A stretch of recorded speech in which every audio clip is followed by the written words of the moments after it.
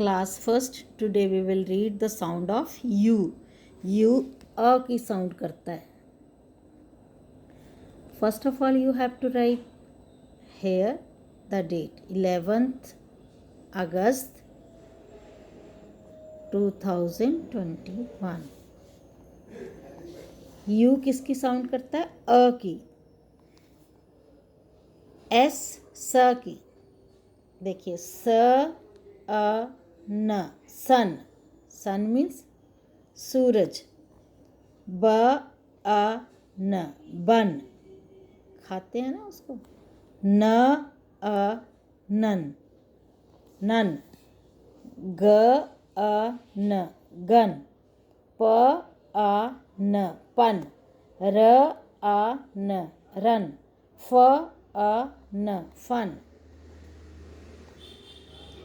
क सी क की साउंड करेगा. क अ ट कट. प अ ट पुट. ह अ ट हट. न अ ट नट. जे ज की ज अ ट जट. ब अ ट बट. र अ ट रट. You can read like this: sun sun, bun bun, nun nun, gun gun, pun pun, run run, fun fun.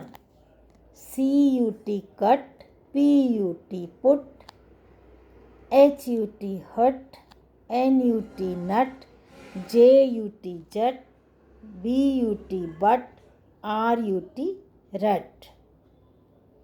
आप दोनों तरह से इसे पढ़ सकते हो. You have to write in your notebook and read again and again. Okay.